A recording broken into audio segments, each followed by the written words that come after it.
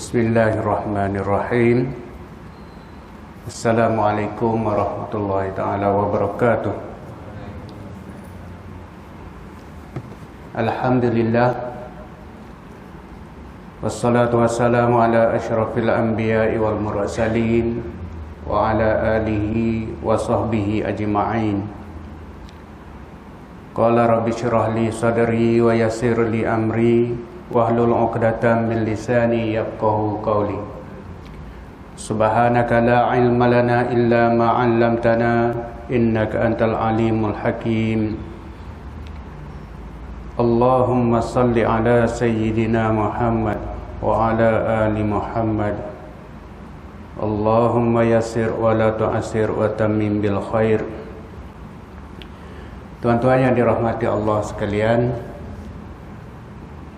pertamanya marilah kita sama-sama memanjatkan kesyukuran yang tak terhingga kepada Allah Subhanahu wa taala.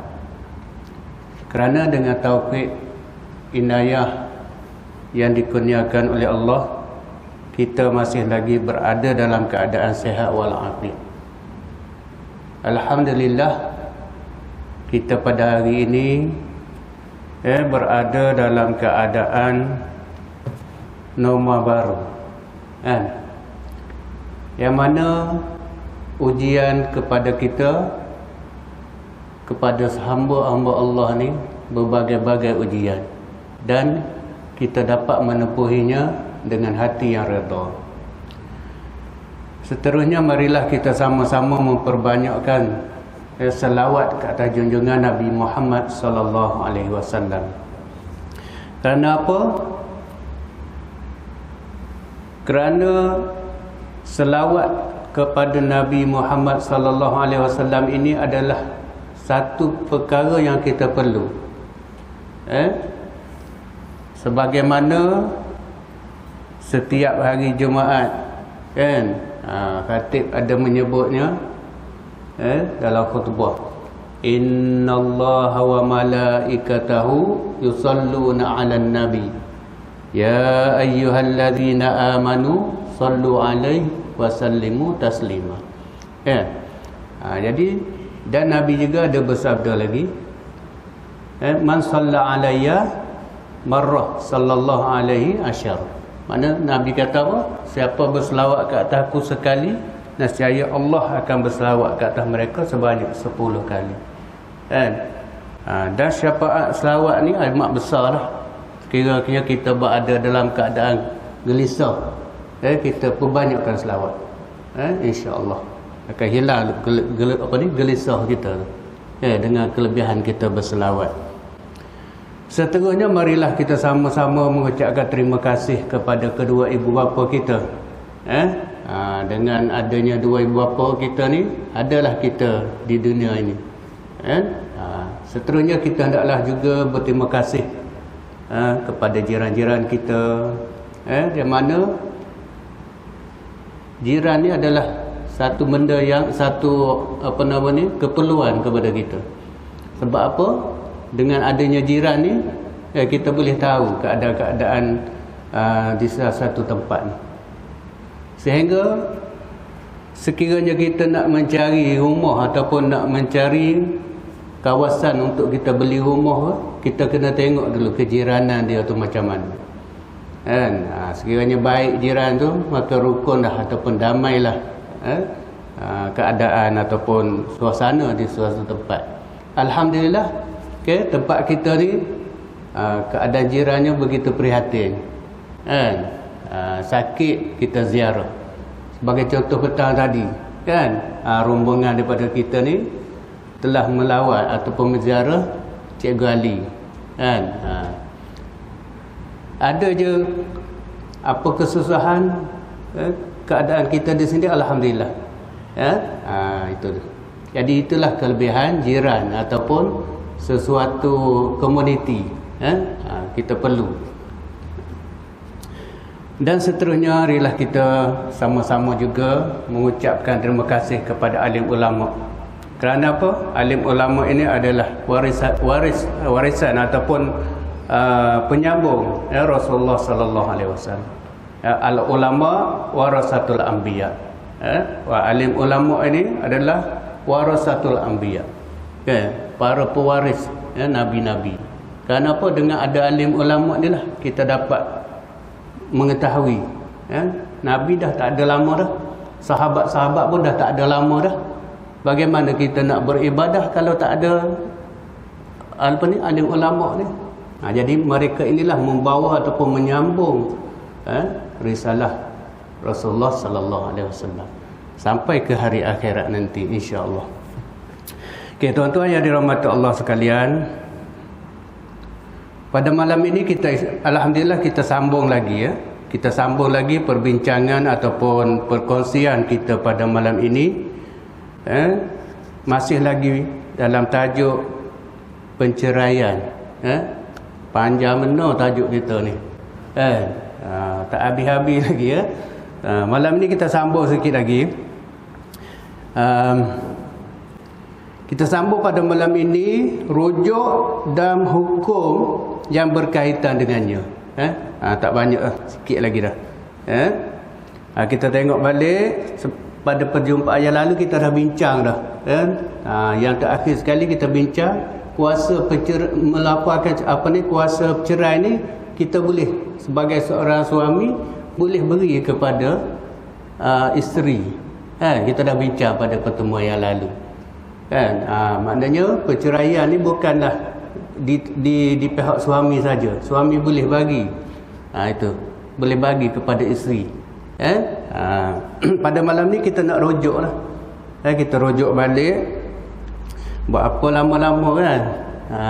Kita nak bincang pada malam ini rujuk dan hukum yang berkaitan dengannya. Kita tengok ya.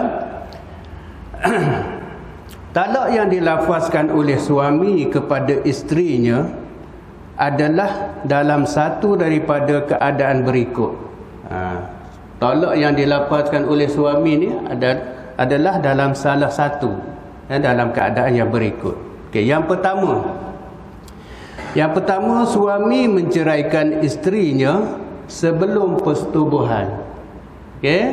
Itu yang pertama.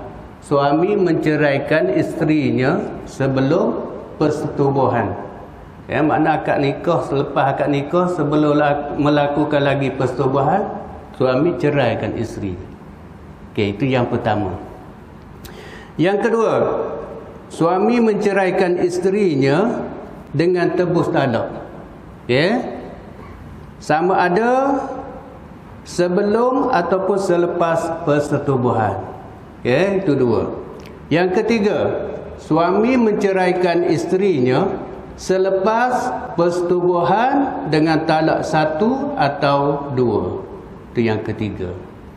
Dan yang keempatnya, suami menceraikan isterinya dengan talak tiga. Ini dia keadaan. Yang pertama, suami menceraikan isteri sebelum melakukan persetubuhan lagi. Sebelum berlaku persetubuhan lagi dah cerai. Nanti dia ada aplikasi dia ataupun huraian-huraian dia lagi selepas ni. Yang kedua, suami menceraikan isterinya dengan tebus talak, sama ada sebelum ataupun selepas persetubuhan. Tebus talak ni maknanya dengan syarat, dengan isteri itu tebus talak dengan nilai-nilai yang tertentu. Itu yang kedua. Yang ketiga, suami menceraikan isterinya selepas persetubuhan dengan talak satu ataupun dengan dua talak. Dan yang keempat, suami menceraikan isterinya dengan talak tiga. Talak sebelum persetubuhan, apabila suami menceraikan isterinya sebelum persetubuhan, perkahwinan tersebut terputus sama sekali. Yang tidak boleh dirujuk kerana isteri tidak wajib beriddah. Ini yang pertama.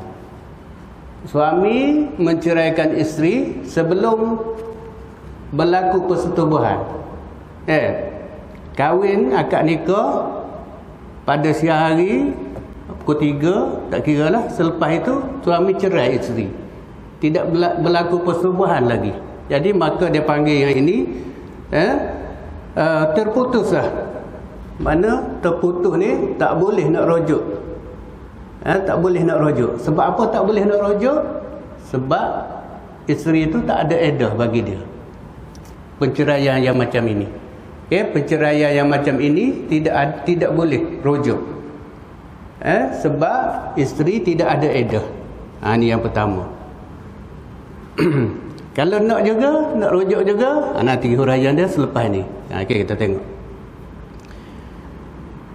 Dia kata perkahwinan terputus sama sekali yang tidak boleh dirujuk kerana isteri tidak wajib bereddah. Tak ada iddah, tak ada tempoh.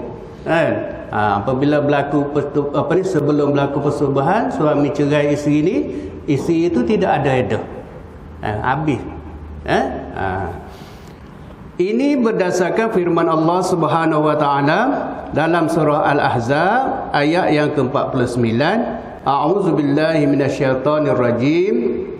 Ya ayyuhallazina amanu idza nakahtumul mu'minat summa talaqtumuhunna min qabli an tamassuhunna fama lakum alaihinna min iddatin ta'taduha ta'tadunaha. Maksudnya, wahai orang-orang yang beriman, apabila kamu berkahwin dengan perempuan-perempuan yang beriman, kemudian kamu ceraikan mereka sebelum kamu menyentuhnya, maka tiadalah kamu berhak terhadap mereka mengenai sebarang iddah yang kamu boleh hitungkan masanya. Maksudnya begini. Kita cerai isteri kita sedangkan kita tidak berlaku persetubuhan lagi dengan dia. Jadi maka ketika itu kita nak rujuk balik dengan lafaz yang biasa ni tak boleh. Kalau nak juga kena akad nikah semula. Bukan tak boleh nak dapat balik. Okey. Mana apabila berlaku perceraian yang sebegini, kita nak balik tu kita kena akad nikah semula dengan mas kahwin yang baru. Dia tak boleh. Kalau yang selepas berlaku persetubuhan tu lain pula. Dia ada cara-cara dia lain. Ya? Boleh ya? Faham ya? Jadi apabila nak rujuk balik ni kena akad nikah semula. Itu. Dia kata di sini justru isteri yang diceraikan dengan satu ataupun dua tersebut tidak halal bagi suami melainkan dengan akad nikah dan mas kahwin yang baru atas pilihan dan persetujuan isteri. Satu dan dua ni maksudnya yang cerai sebelum berlaku persetubuhan tadi satu, yang kedua suami menceraikan isteri dengan tebuh talak. Yang tebuh talak dengan yang cerai sebelum berlaku persetubuhan ni, maka dia kata tidak halal bagi suami melainkan dengan akad nikah dan mas kahwin yang baru atas pilihan dan persetujuan isteri. Kena tu. Kena isteri tu bersetuju dan juga pilihan dia. Kita tak boleh paksa. Kita tak boleh paksa dia. Kamu kena balik dengan aku semula. Tak boleh. Apabila berlaku perceraian yang dua tadi. Yang pertama, perceraian yang sebelum berlaku persetubuhan, dan yang kedua yang jenis tebuh talak ni. Kita tak boleh paksa. Suami tak boleh paksa dengan isteri untuk rujuk. Untuk akad nikah semula ni. Kamu kena juga kahwin dengan aku semula, tak boleh. Tadi. Okey ya. Tetapi jika isteri itu diceraikan sebelum persetubuhan dengan talak 3, yang tadi belum berlaku persetubuhan tapi talak 1 ataupun talak 2. Yang ni dia kata apa? Tetapi jika isteri itu diceraikan sebelum persetubuhan dengan talak 3, dia tidak halal bagi bekas suaminya. Talak 3. Belum berlaku persetubuhan lagi. Bagi 3 sekali. Tak boleh lah. Tak boleh nak nak akad nikah semula. Kita nak kalau yang 1 ataupun 2 tadi boleh. Tapi dengan akad nikah dan mas kahwin baru. Dia kata kalau tolak 3 ni tidak halal, tidak halal bagi bekas suami melainkan isteri itu telah berkahwin dengan lelaki lain. Maknanya kalau nak rujuk balik juga, dia kena bekas isteri dia tadi tu kahwin dulu dengan lelaki lain, dan bersetubuh dengannya. Yang kahwin baru tu dia kena bersetubuh. Setelah dia diceraikan dan habis tempoh iddah barulah bekas suami yang menceraikannya dengan talak 3 dahulu boleh mengahwininya semula. Banyak. Dengan akad nikah dan mas kahwin yang baru. Yang pertama, dia mesti habis iddah dengan dia dulu. Talak 3 tadi ni. Dia suami ni tak kira sama ada sempat melakukan persetubuhan ataupun tidak. Dengan syarat dia talak 3. Dia cerai talak 3. Maknanya yang pertama kena tunggu habis iddah dia. Yang kedua, dia kahwin dengan orang lain, lelaki lain, dan mesti dengan suami baru tu mesti melakukan persetubuhan. Kemudian suami baru tu cerai, dan habis iddah dengan suami baru tu barulah boleh bekas suami ni untuk mengahwininya semula dengan akad nikah yang baru dan mas kahwin yang baru, macam orang baru yang macam yang baru semula. Tu. Faham ya? Boleh? Betul. Ngantuk ni duduk kursi baru tu. Okey, tajuk ni memanglah haji sebagaimana saya kata selalu tu, tajuk ni memang tak seronok. Tapi kalau sebut Cina buta tu kata rasa seronok aja. Okey. Dia kata apa tadi? Mesti akad nikah yang baru dan mesti dengan mas kahwin yang baru. Okey. Kalaulah kata dia kahwin yang baru tadi tu, yang baru tu tak nak cerai, tak nak apa, habis tak boleh buat apa lagi tadi, ramai lagi je kan. Okey. Itu maknanya kalau kita nak juga balik kepada isteri kita tadi, maka kena melalui cara-cara ataupun fasa-fasa seperti yang tersebut tadi. Okey. Kita tengok lagi. Penceraian dengan tebuh talak. Apabila penceraian berlaku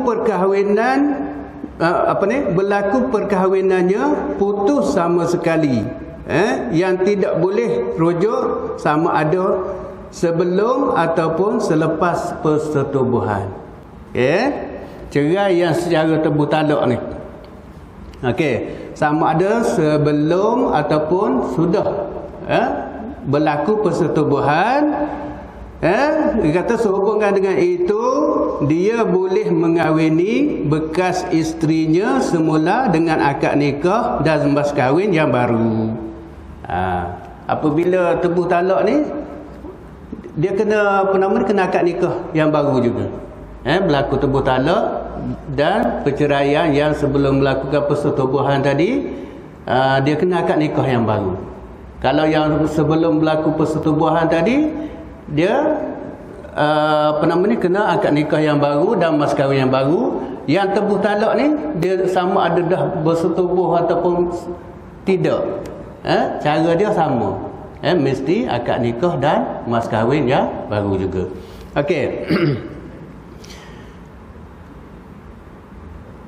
Penceraian dengan 1 atau 2 talak selepas persetubuhan. Perceraian yang 1 ataupun 2 talak selepas persetubuhan. Apabila isteri diceraikan dengan talak 1 atau 2 selepas persetubuhan, suami boleh rujuk kepada isterinya atas kehendaknya sendiri. berdasarkan akad nikah dan mas kahwinnya yang masih wujud selagi tempoh iddah isteri belum berakhir. Okey. Ni perceraian dengan talak satu ataupun talak dua tadi ni. Dia kata suami boleh rujuk kepada isterinya itu dengan kehendak dia. Perceraian biasa ni tak perlu tanya. Suami tak perlu tanya, suka lagi tak, nak lagi tak, tak perlu tanya. Perceraian yang talak satu ataupun talak dua ni tak perlu tanya isteri. Dalam tempoh tu kita boleh rujuk. Itu. Kalau dah tiga memang tak boleh lah. Macam tadi kalau dah talak tiga, mesti ada orang lain melalui pasal-pasal tadi tu, dan mesti akad nikah yang baru. Yang ni tak perlu. Kita tak perlu tanya. Perceraian biasa ni talak satu ataupun talak dua, kita tak perlu tanya. Suami tak perlu tanya isteri. Aku nak rujuk dengan kamu ni, ataupun abang nak rujuk balik ni, tak perlu tanya. Terus je boleh. Hal ini berdasarkan firman Allah Subhanahu wa taala dalam surah Al-Baqarah ayat yang ke-228. A'udzubillahi minasyaitonirrajim. Wa bu'ulatuhunna ahaqqu biraddihinna fi zalika in aradu islaha. Maksudnya, dan suami-suami yang berhak merujukinya dalam masa menanti itu, jika mereka para suami menghendaki islah ataupun pendamaian. Maknanya suami tak perlu. Suami tak perlu tanya isteri sama ada bersetuju ataupun tidak. Ini yang perceraian yang talak satu ataupun talak dua. Begitu juga dengan firman Allah Subhanahu wa taala dalam surah Al-Baqarah juga tadi ayat 228, yang ni ayat 229 sambungan. A'udzubillahi minasyaitonir rajim. At-talaqu marratani fa imsakum bima'rufin aw tasrihum bi ihsan. Maksudnya talak yang boleh dirujuk kembali itu hanya 2 kali. Talak yang boleh dirujuk itu hanya 2 kali. Sesudah itu bolehlah ia rujuk, memegang terus isterinya itu dengan cara yang sepatutnya, atau melepaskannya, iaitu menceraikannya dengan cara yang baik. Dia kata hak untuk talak ni di tangan suami hanya 2 kali saja. Kalau yang berlaku yang ketiga itu tak boleh buat apa dah, mesti melalui proses-proses tadi, pasal-pasal tadi tu. Dia kata sini tujuan memegang terus isterinya itu dengan cara yang sepatutnya selepas diceraikan tidak akan terjadi melainkan dengan rujuk semula. Dengan rujuk semula. Tidak akan berlaku dengan cara lain melainkan dengan rujuk semula. Apabila berlaku perceraian ni, untuk dapat semula tu kena rujuk. Lepas ni kita tengok lagi macam mana nak rujuk-rujuk tu. Kita tengok lagi. Begitu juga dengan hadis Rasulullah sallallahu alaihi wasallam daripada Umar radhiyallahu anhu, katanya, anna Rasulullah sallallahu alaihi wasallam talliqa Hafsah summa raja'aha. Maksudnya Rasulullah sallallahu alaihi wasallam telah menceraikan Hafsah radhiyallahu anha, kemudian baginda rujuk semula. Ni Sayyidina Umar yang meriwayatkan hadis ni. Hadis ni diriwayatkan oleh Abu Daud, bilangan hadis 2283. Maknanya Rasulullah pun pernah menceraikan isteri baginda yang bernama Hafsah. Hafsah radhiyallahu anha. Kemudian Rasulullah rujuk semula. Sekarang kita nak tengok cara rujuk. Cara rujuk. Cara rujuk memadailah suami berkata kepada isterinya, aku rujuki engkau ke pangkuanku dan perkahwinanku. Maknanya dia kata tadi memadai dengan aku rujuki atau apa nama dia, engkau ke pangkuanku. dengan perkataan rujuk. Dengan perkataan rujuk. Rujuk ni maknanya ambil semula lah. Ambil semula. Okey, walau bagaimanapun kata-kata suami ini sunat disaksikan oleh dua orang. Kita boleh sama apa ni? Rujuk tu tanpa bagi tahu pada orang lain. Tetapi dia kata di sini sunat. Sunat lafaz suami tadi tu, rujuk tu disaksikan oleh dua orang. Okey? Sebab apa? Sebab bimbang. Bimbang kalau kita tidak ada saksi. Sebab itu sekarang ni lafaz ni perlu kalau berlaku lafaz cerai ni perlu diulangkan lagi, disahkan oleh mahkamah. Sebab itu dia kata perlu ada saksi. Sunat ada dua orang saksi untuk mendengarkan lafaz rujuk yang dilakukan oleh suami tadi tu. Hal ini berdasarkan firman Allah Subhanahu wa taala dalam surah At-Talaq ayat yang kedua. A'udzubillahi minasyaitonir rajim. Wa ashhidu zawa 'adlin minkum. Maksudnya, dan bersaksikanlah dengan dua orang saksi yang adil di antara kamu. Dua orang saksi yang adil di antara kamu. Tengok lagi, dalam sehubungan dengan itu, apabila suami rujuk, dia masih mempunyai baki talak. Apabila suami dah rujuk tadi, berlaku penceraian yang pertama tadi, dia kata di sini suami mempunyai baki talak, iaitu ada dua lagi. Kalau dia lafaz talak satu, makna ada dua lagi di tangan suami. Jika telah menjatuhkan talak satu dan satu talak jika talak dua. Kalau dia lafaz yang pertama tadi tu talak satu, maka ada dua lagi. Kalau dia lafazkan dua, cerai dengan talak dua, maka ada baki lagi satu. Matematik mudah ni. Namun jika suami tidak rujuk, namun jika suami tidak rujuk sehingga tempoh akhir iddah, tempoh akhir iddah berakhir, maka perkahwinan terputus. Dia ada tempoh dia. Apabila berlaku perceraian ni ada tempoh dia boleh rujuk. Apabila tempohnya berakhir, maka perkahwinan itu terputus. Maksud terputus di sini, dia tak boleh rujuk lagi. Dia tak boleh rujuk lagi melainkan dengan akad nikah yang baru. Kalau dalam tempoh dia lagi tu, dia boleh rujuk je. Apabila habis tempoh, maka dia kena akad nikah yang baru dan juga mas kahwin yang barulah. Maksudnya macam tu.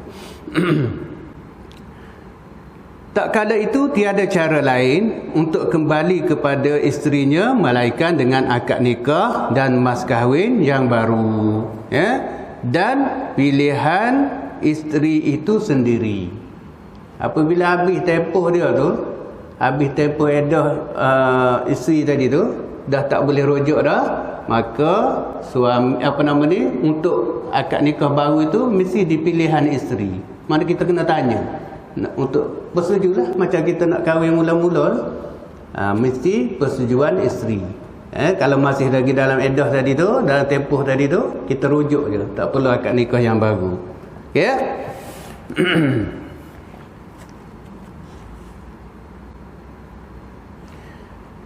Berdasarkan firman Allah Subhanahu wa taala, a'udzubillahi minasyaitonir rajim, wa idza talaqtumun nisaa fabalawna ajalahunna fala ta'duluhunna ay yankihna azwajahunna idza taradaw bainahum bil ma'ruf. Maksudnya, apabila kamu mentalak isteri-isteri kamu lalu habis masa iddahnya, maka janganlah kamu para wali menghalangi mereka kahwin lagi dengan bakal suaminya apabila telah terdapat kerelaan di antara mereka dengan cara yang baik, cara yang makruf. Jika hak rujuk bekas suami masih ada, pastilah dia tidak dibenarkan berkahwin dengan mana-mana lelaki yang disukainya. Maknanya jika masih lagi ada tempoh tadi tu, kita panggil tempoh apa? Tempoh bertenang. Maka dalam tempoh iddah ini, isteri itu tidak dibenarkan untuk berkahwin dengan lelaki yang lain. Ini untuk penceraian talak 1 dan talak 2 tadi. Seterusnya penceraian dengan talak 3. Apabila suami menceraikan isterinya dengan talak 3, sama ada secara berasingan atau sekaligus, sama ada sebelum atau selepas persetubuhan, maka persetubuhan terputus. Dan suami tidak boleh kembali kepada isterinya semasa iddah ataupun selepasnya, melainkan isteri telah menyempurnakan 5 syarat berikut. Apabila berlaku perceraian talak 3 ni, isteri mesti melalui 5 perkara tersebut, 5 syarat tersebut mesti. Kalau buat 3 daripada 5 ni tak boleh, 4 dia dah buat, tinggal 1 lagi tak boleh, mesti melalui 5 ni. Apabila berlaku perceraian talak 3, mesti isteri ni mesti lalu 5 fasa berikut. Yang pertama, iddah dengan suaminya telah berakhir. Cerai talak 3 tadi ada iddah dia, ada iddah dia. Dan mesti habis iddah dengan suami tadi tu. Yang pertama. Yang kedua, berkahwin dengan lelaki lain secara biasa dengan akad nikah yang sahih menurut syarat. Yang kedua. Yang pertama tadi habis iddah, kemudian yang kedua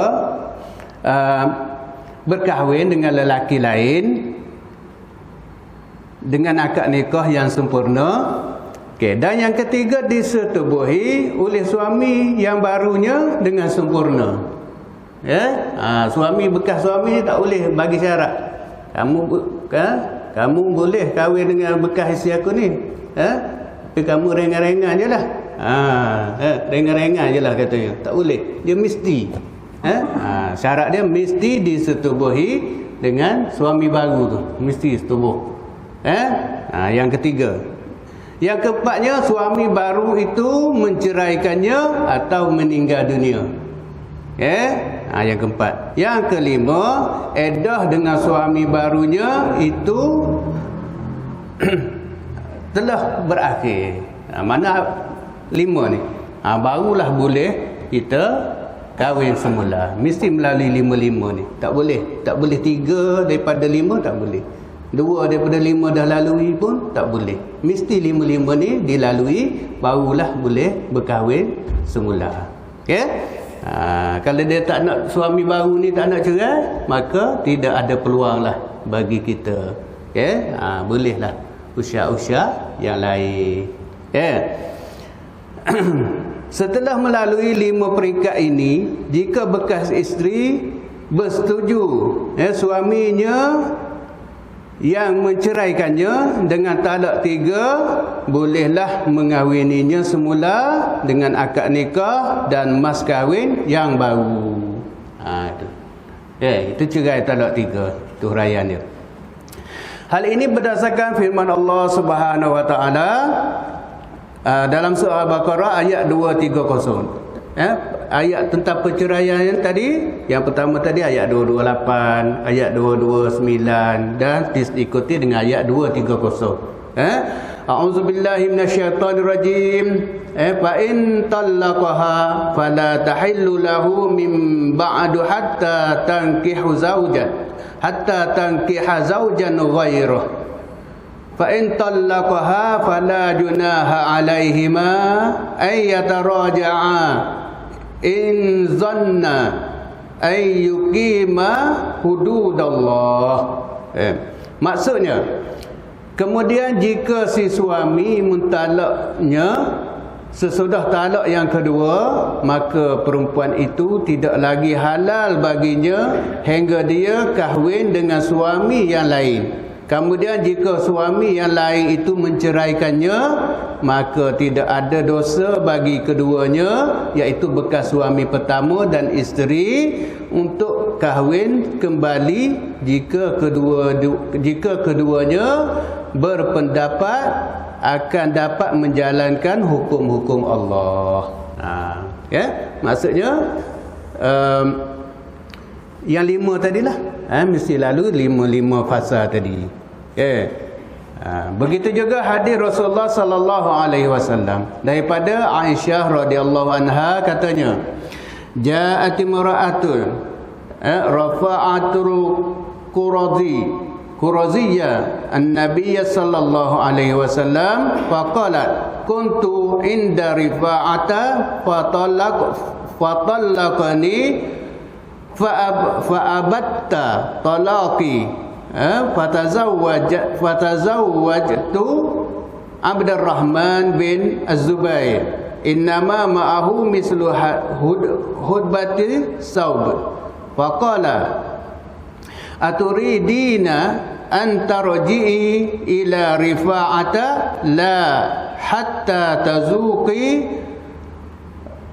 usailatahu wa yazuqa usailataki. Maksudnya, isteri Rifa'ah Al-Qurazi menemui Nabi sallallahu alaihi wasallam, lalu berkata, dahulu aku isteri Rifa'ah dan dia telah menceraikan aku dengan 3. Oleh itu aku berkahwin dengan Abdurrahman bin Az-Zubair.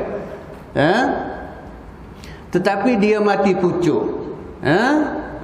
Baginda pun bersabda, adakah engkau ingin kembali kepada Rifa'ah? Tidak boleh.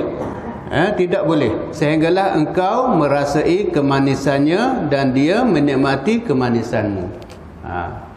Kahwin mesti melakukan persetubuhan.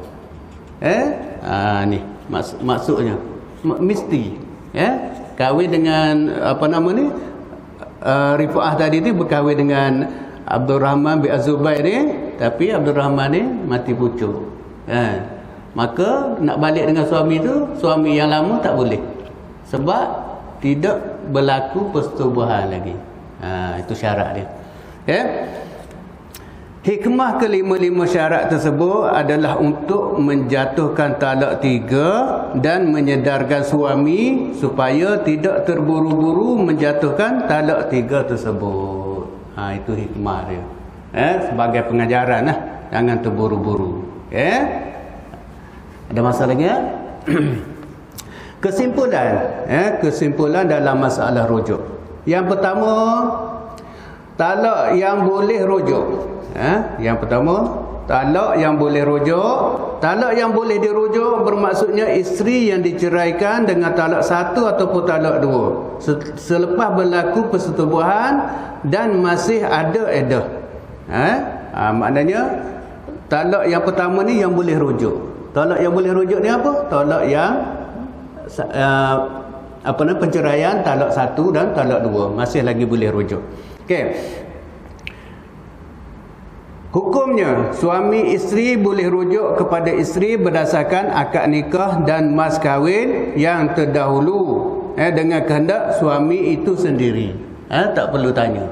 Ni yang saya kata tadi, suami tak perlu tanya isteri. Terus dia boleh rujuk. Tetapi sunat didengar oleh 2 orang saksi. Lafaz rujuk tadi tu. Yang kedua, talak bain. Talak bain kecil maknanya talak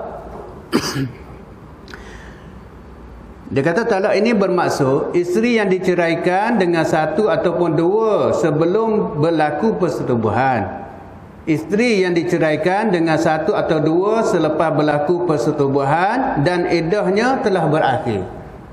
Dan yang ketiga, isteri yang diceraikan secara tebuh talak.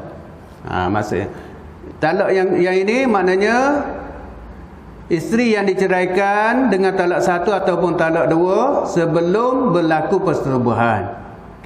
Yang kedua, isteri yang diceraikan dengan 1 ataupun 2 talak selepas berlaku persetubuhan dan iddahnya telah berakhir. Okey, yang ketiga, isteri yang diceraikan dengan tebus talak. Yang ketiga-tiga ini kalau nak rujuk semula mesti dengan akad nikah yang baru. Mesti akad nikah yang baru dan mas kahwin yang baru. Tiga ni.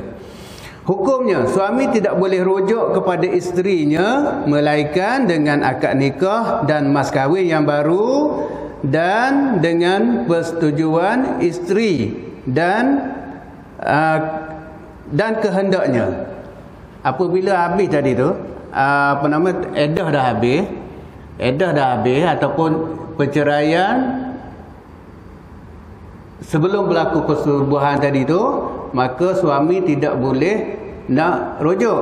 Tapi kalau nak akad nikah yang baru ni, nak nikah yang baru mesti dengan kehendak isteri. Mesti kena tanya persetujuan dia tu. Kalau yang dalam iddah tadi, perceraian biasa tadi, tolak satu dan tolak dua tadi tu, suami tak perlu tanya, terus aja. Yang ini mesti tanya dengan kehendak dia. Kita tak boleh paksa dia. Kalau tak nak, tak boleh lah. Dia kata hukumnya di sini, suami tidak boleh rujuk kepada isterinya melainkan dengan akad nikah dan mas kahwin yang baru, dan dengan persetujuan isteri dan kehendaknya. Yang ketiga, talak bain besar dia panggil. Talak bain kubra. Talak ini bermaksud isteri yang diceraikan dengan 3 talak, sama ada sebelum ataupun selepas persetubuhan. Ni yang ketiga ni, makna isteri itu dicerai dengan talak 3, sama ada sebelum ataupun selepas persetubuhan. Hukum dia, isteri tidak boleh dikahwini semula oleh bekas suaminya melainkan setelah isteri itu berkahwin dengan orang lain sebagaimana yang telah dijelaskan tadi. Ini yang talak 3 ni mesti melalui 5 fasa tadi, 5 perkara tadi mesti. Okey, jelas ya? Selesailah tajuk rujuk. Lepas ini kita akan tengok tajuk baru. Okey. Sebelum kita pergi ke tajuk baru kita nanti, perkara yang menyerupai talak. Perkara yang menyerupai. Pada malam ini kita dah selesai bab rujuk. Jelas ya? Makna ada 3 keadaan. Kita ulang sekali lagi. Yang pertama, talak yang boleh rujuk semula, iaitu talak 1 ataupun talak 2, selepas berlaku persetubuhan. Kalau belum lagi, dia masuk talak bain kecil. Kalau perceraian itu berlaku sebelum persetubuhan ataupun isteri yang diceraikan dengan 1 ataupun 2, isteri yang suami itu cerai talak 1 ataupun talak 2, tetapi habis tempoh. Habis tempoh iddah dia, tak boleh rujuk dah. Kena akad nikah yang baru. Ataupun isteri yang dicerai dengan tebus talak. Isteri yang diceraikan dengan tebus talak, maka suami tak boleh nak rujuk melainkan kena akad nikah dan mas kahwin yang baru. Dan yang ketiga, isteri ataupun talak bain kubra. Talak bain kubra, mana isteri yang suami cerainya dengan 3, sama ada sebelum ataupun selepas berlaku persetubuhan, maka yang ini isteri itu mesti lalu 5 perkara tadi. Suami tunggu je lah. Suami tunggu je. Isteri mesti lalu 5 perkara tadi. Yang pertama, tempoh iddah dengan suami yang pertama tadi selesai.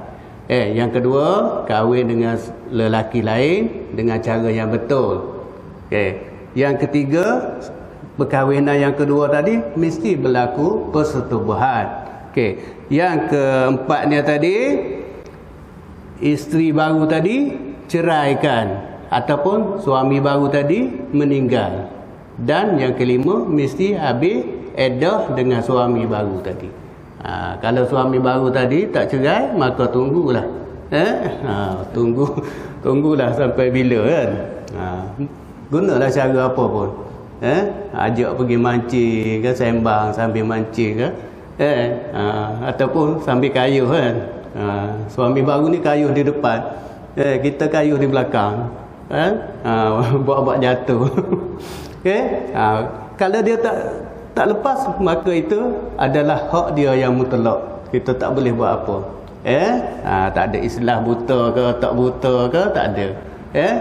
Bergantung kepada suami baru. Jelas ya? Okey. Ada apa-apa nak berkongsi pengalaman? Ada ke pengalaman? Kan? Ataupun nak minta jelaskan lagi yang tak berapa jelas. Saya rasa memang jelas tajuk ni. Okey Ji? Beres Ji? Beres, alhamdulillah. Okey ya? Sebab itulah. Kalau tak ada apa, maka itulah pertemuan kita pada malam ini. Dan insya-Allah pertemuan yang akan datang kita akan masuk tajuk yang baru, iaitu perkara yang menyerupai talak. Perkara yang menyerupai. Kita akan bincang balik macam mana. Ya? Tadi kita sebut pasal apa ni, edah-edah ni. Nanti insya-Allah saya akan masuk dalam grup nanti ya. Dalam grup nanti ataupun pertemuan akan datang kita bagi jadual. Jadual edah. Tadi saya tak sempat nak print out tadi. Jadual edah. Edah ni ada macam-macam. Ada yang lama, ada yang sekejap, ada yang kalau apa nama ni mengandungnya berapa lama. Kita bercerai tu, yang isteri ni dalam keadaan mengandung berapa lama tempoh dia. Ataupun berlaku perceraian ketika haid, berapa lama tempoh dia. Dia ada jadual. Nanti kita bagi jadual, pakat tengok. Letak kat dinding, tengok. Okey. Kalau tak ada apa, kita berhenti di sini. Mohon ampun dan maaf seandainya penjelasan kurang jelas ataupun tidak berapa setuju. Okey, insya-Allah mudah-mudahan apa yang kita bincang pada malam ini dapat menambahkan pengetahuan sedia ada kita tentang penceraian. Okey, mudah-mudahan Allah makbulkan, Allah jadikan perkahwinan yang kita alami sekarang ini berkekalan. Berkekalan. Perkara apa nama ni, perceraian ni adalah perkara yang halal tetapi tidak disukai. Mohon ampun dan maaf sekali lagi. Mudah-mudahan kita diberi kesempatan untuk pertemuan yang akan datang pada apa nama ni, purnama yang baru nanti. Aku qauli hadza wa astaghfirullahu li wa lakum. Assalamualaikum warahmatullahi taala wabarakatuh. Bismillahirrahmanirrahim. Alhamdulillahirabbil alamin wassalatu wassalamu ala asyrafil anbiya'i wal mursalin wa ala alihi wa sahbihi ajma'in. Allahumma ja'al jam'ana hadza jam'an marhuma wa tafarruqana min ba'di tafarruqan ma'suma. Rabbana atina fid dunya hasanah wa fil akhirati hasanah wa qina azabannar. Walhamdulillahirabbil alamin.